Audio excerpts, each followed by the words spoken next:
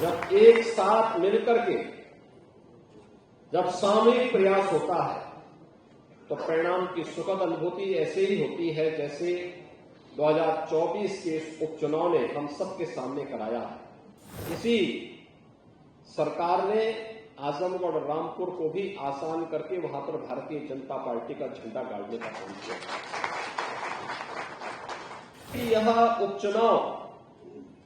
2027 के उत्तर प्रदेश विधानसभा चुनाव की शुरुआत है। पहले ही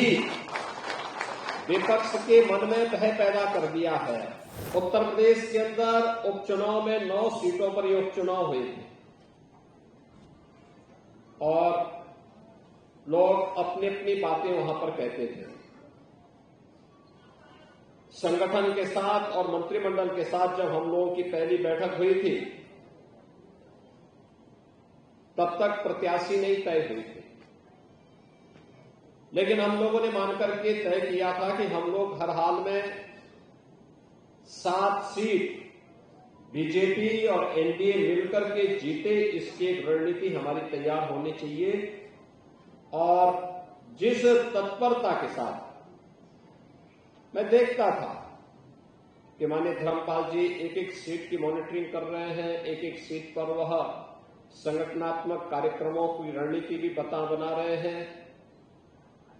जिन मंत्रियों को और जिन पदाधिकारियों को जिन सीट्स पर जिम्मेदारी दी गई थी, ऐसे लगता था जैसे उनका स्वयं का अपने घर का कार्य हो और वे वहां जम करके उन्होंने पूरी मजबूती के साथ उन प्रत्याशियों को विजयी बनाने के लिए अपनी पूरी ताकत लगाई। और परिणाम जब एक साथ मिलकर के जब सामूहिक प्रयास होता है तो परिणाम की सुखद अनुभूति ऐसे ही होती है जैसे 2024 के उपचुनाव ने हम सबके सामने कराया है। बहनों और भाइयों, कहने की आवश्यकता नहीं कि जिन लोगों को आजमगढ़ और रामपुर कठिन लगता था, इसी सरकार ने आजमगढ़ और रामपुर को भी आसान करके वहां पर भारतीय जनता पार्टी का झंडा गाड़ने का काम किया। जिन्हें कुंदरकी और कटेहरी की चुनौती लगती थी, वहां पर भी भारतीय जनता पार्टी का झंडा फिर से गड़ा है। और मैं फिर इसी बात को कह रहा हूं कि चाहे वह मीरापुर हो, चाहे वह गाजियाबाद हो, चाहे वह खैर हो, चाहे वह कुंदरकी हो, चाहे वह कटहरी हो, चाहे वह फूलपुर हो, चाहे वह मझवा हो, ये सभी सीटें लोग अपना अपना विश्लेषण प्रस्तुत करते थे, लेकिन उन सब से अलग हट करके एक एक कार्यकर्ता की मेहनत, एक एक जो पदाधिकारी और मंत्रीगण वहां लगाए गए थे, उनकी प्रयास, उनके स्तर पर बैठ करके उन्होंने जो रणनीति वहां पर तय की, वह हम सबके सामने इस रूप में आई है। और मैं जब हमारे साथ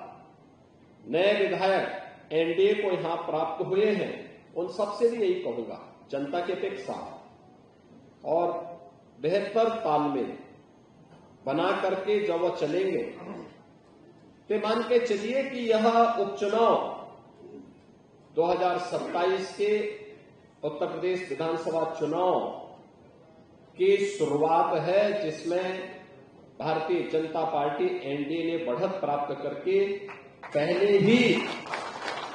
विपक्ष के मन में भय पैदा कर दिया है। अब वो सफाई ही देते रहेंगे, उनको सफाई देते रहना है,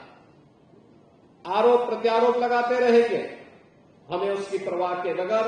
आगे बढ़ना है, आगे की इस लड़ाई को मजबूती के साथ आगे बढ़ाना है।